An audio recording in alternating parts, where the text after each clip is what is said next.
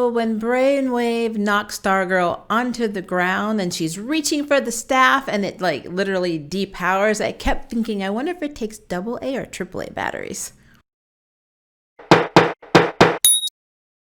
Hi guys, my name is Maria Park and this is Approach the Nerd. And in this episode, we are reviewing Stargirl episode 2 entitled Stripe. Very good episode, very fast-paced episode, which I kind of get because they have a lot of characters that they need to introduce, especially the Injustice Society. The one thing I liked about this episode is that you're really starting to feel that all of the Injustice Society and their kids are very embedded in one location, and unfortunately that's Blue Valley, Nebraska. The corporation that Courtney's mother works for is called the American Dream, and we learn in this episode that, or at least if you look at the character descriptions, you know that Stephen Sharp is I think he's CEO or CFO of the American Dream. So essentially, the gambler from the Injustice Society is actually Barbara's boss. And they're basically all of the members of the Injustice League are embedded, like Henry, a Brainwave. He is a doctor and he works with Dr. Midnight's mother. You have Sportsmaster who runs a gym. I mean, they're pretty much all embedded throughout the town in some capacity. So honestly, Pat moving his family there to keep the staff safe and to, keep away from the Injustice Society was probably the worst move that he could have made, especially when we learn in this episode that another team member was investigating the Injustice Society, and Pat came to Nebraska to follow the trail to see if the Injustice Society was there, and that's how he met Barbara originally. But it's like, why would you move your family there when you don't know what happened with the Injustice Society? You know what I mean? That's probably not the brightest decision, but then we wouldn't have a show, so... Okay, so I thought it was interesting that Henry, our Brainwave, was very kind of put off by his son not displaying the same abilities as him. Like he kept, there's a scene where they're sitting in the office in his library or study, and he's like, "Tell me what I'm thinking," and the son's like, "I don't know, I got to take the bus," and you can see the disappointment on Brainwave's face. He really wanted his son to carry on, I guess, in his, not only his mental abilities, but probably take his place among the Injustice Society. And I guess he kind of views his son as not really worth anything. I mean, he loves his son, you can tell, but he's a villain. So power-tripped villains are pretty hard to please. So yeah, I thought that was really interesting. So I like the banter between Courtney and Pat. And I will say, I love Luke Wilson, but I never realized until my spouse pointed out when we were watching the series last night, how slowly Luke Wilson delivers lines. It's like, I mean, for the character, I guess it makes sense, but I'm like, thinking back, I'm like, yeah, he does talk extremely slow. But I like him as Pat. He's very awkward and he's very defensive because he's a sidekick, but he feels like, there's a line where Courtney says, I'm not going to sit on the sidelines like you. And he's like, I'm not on the sidelines. He's very passionate about his contribution to not only the past Justice Society of America, but what he's doing now.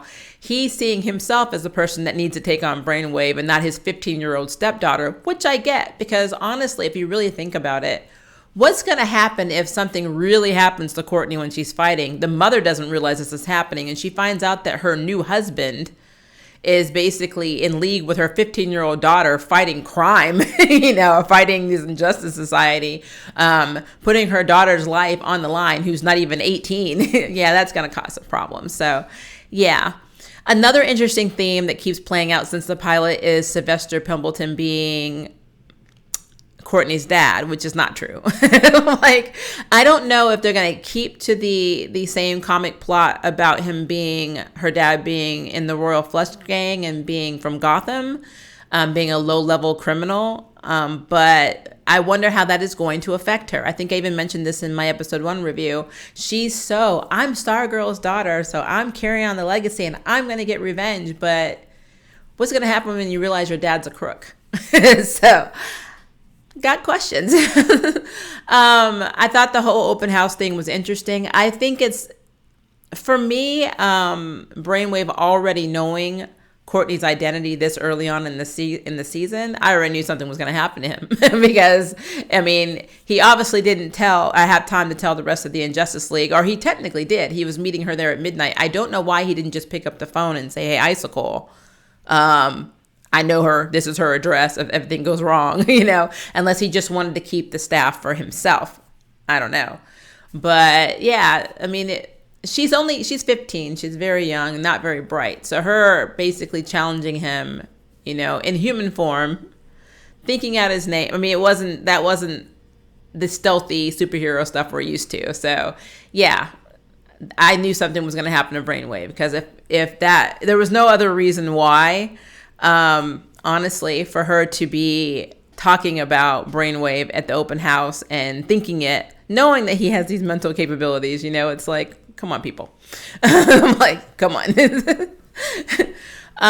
So I love the Sports Master cameos we keep getting. I mean, obviously he's going to be a player because he's in the Injustice Society, but of course Pat doesn't know this. But I just loved his attitude. I think he's really perfect for this role, and I really want to see how that plays out. Like, is he going to build a relationship with Pat, be his trainer, his gym buddy, and then, turn? Well, probably. Probably. What else? I love the fact that we have not gotten the bond yet with her classmates who will go on to be her new generation of Justice Society heroes. Like right now, Yolanda, who's going to basically be Wildcat, is not having doesn't want to interact whatsoever.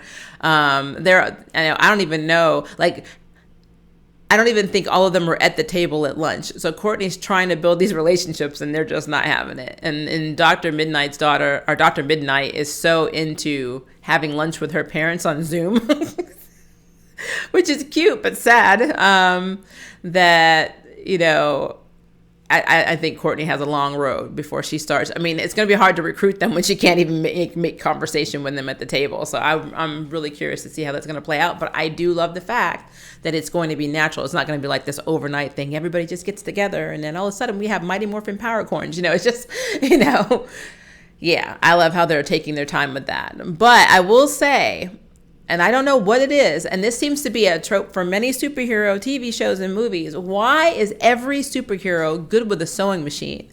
Like, I'm serious. Like, every superhero is good at making costumes with minimal training. Like, I don't even remember Courtney having an interest in seamstress or in sewing or any home ec, for instance. A comic book, Courtney was more a gymnast, martial artist. She liked to run track. She was very athletic. But we never really saw her make costumes. So I always find it amusing when everybody has to make their own costume, except for the Flash, obviously, because she had Cisco. But I don't remember if Arrow did some kind of makeshift stuff, but his was pretty easy in the beginning. But I'm just saying that it's funny that those costumes get sewed. If you look at Marvel and Peter Parker, in every variation, he makes his own costumes. It's like, well, to be a superhero, one of the prerequisites is you have to know how to use a sewing machine, apparently. And I love that she made this costume, and, Pat really didn't say anything. There wasn't like, hey, wasn't that Sylvester's? You know what I mean? It was more like I guess because he's still reeling from the fact that she's just going to do it whether he wants her to or not. That's kind of like a side note, but I thought that was interesting that he didn't have time to just really react to the fact that you cut up that costume and made one for your own or yourself. Okay. Let's talk about the staff. So the fight with Brainwave. So she brings the staff with him because he threatened to kill her mother if she didn't bring it, by midnight to the school parking lot or wherever. Of course, Pat brings Stripe, which we got a very cool training scene with Stripe, which was funny, but I loved it. But Stripe is not ready to battle somebody who basically is telekinetic as well as telepathic, and that was not a pretty fight.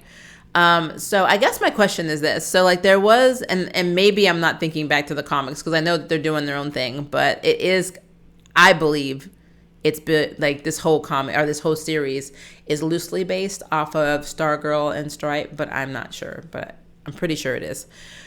Why did the staff not respond to her when she dropped it on the ground? I mean, this staff was chasing her around the house in episode 1. So you drop it a couple of inches too far from your hand to reach, and it just shuts down, even though the person that you've chosen is in danger. That's the one thing I'm having issues with.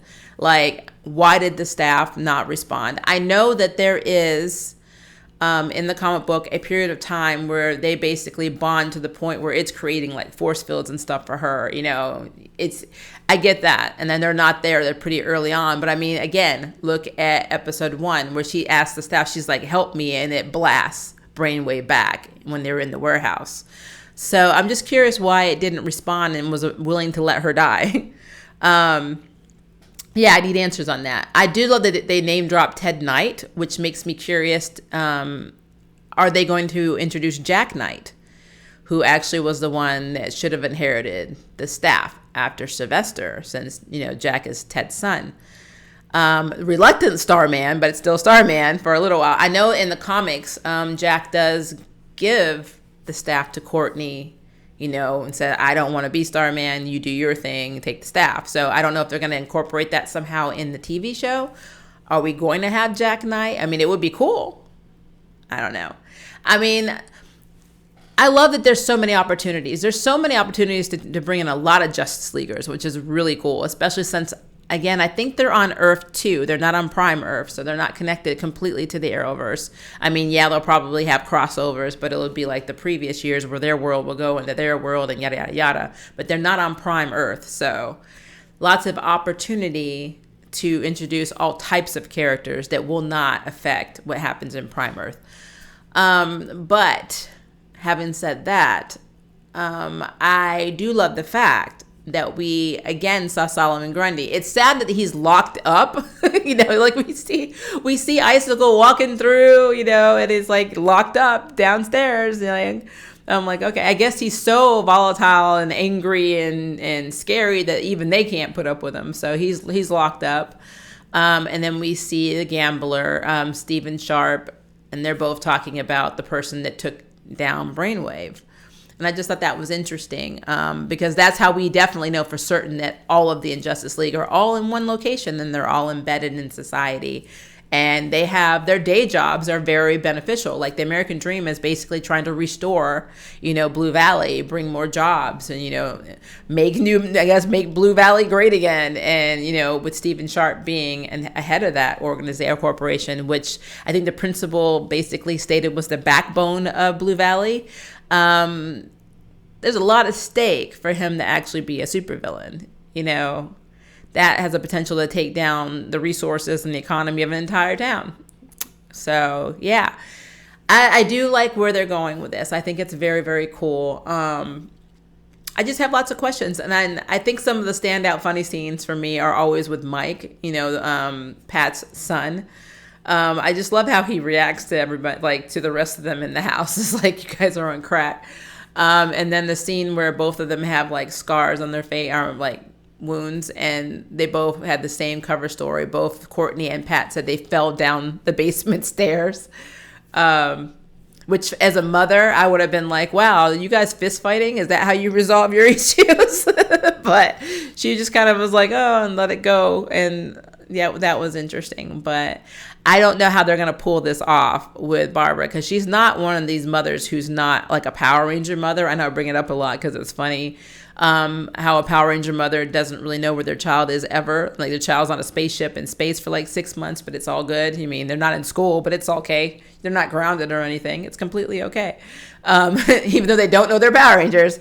I don't think Barbara's going to be like that. She's more of a hands-on mother. So every cut, every wound, every bruise is going to be noticeable. And at some point, it's going to become an issue. And I'm looking forward to seeing how they handle that, because that's going to be a thing. But yeah, I mean, this episode was really good. I liked it. I love the fact that Brainwave, that whole battle with Brainwave was cool. The staff shorting out his brain, which is what I think happened. It looked really cool. Putting him in a coma. I foresaw something happening. I wasn't sure if he was going to die, but I knew he was going to be taken out of commission in some way. And now the hunt is on, according to Stargirl. She wants to know who's next.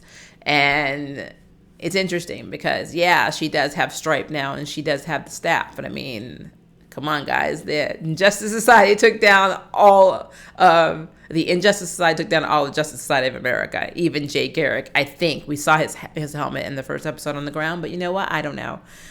I guess we'll learn more because I'm pretty sure there's going to be a lot of flashbacks since a lot of the cast in the Justice Society of America are seen as reoccurring. So we'll get a lot of flashbacks, especially as the kids inherit their powers. But yeah, I am very, very, very excited for episode 3. I like this show. I think it's one of the better CW shows out there. I love Black Lightning. Batwoman is okay. I do like The Flash, but I'm behind on it because after Crisis of Infinite Poop, I'm just really, really behind on all of the Arrowverse shows. Probably because I wasn't a big fan of Crisis on Infinite Earths, honestly. So I do need to play catch up on a lot of stuff. I don't think I've seen Supergirl in like 6 months. So, but I will try and tie all these shows together since I have a feeling that we will be getting another crossover. And I think I know what it's going to be, but I'm going to wait. That might be another video. But yeah, I want to know what you guys think of Stargirl. Do you like it? Do you hate it? What could they improve on? Or are they just kicking out of the door? Do you love the show in general? Let me know. Leave me a comment below. And if you would like to sign up for Jury Duty, hit the subscribe button. If you'd like to know who's next on the nerd bell, hit the notification bell. Until next time, I can't wait for you to approach the nerd. Bye, guys. Thank you for watching my video. I really appreciate it, but hey, the party doesn't have to stop now. Click on one of these videos and keep it going.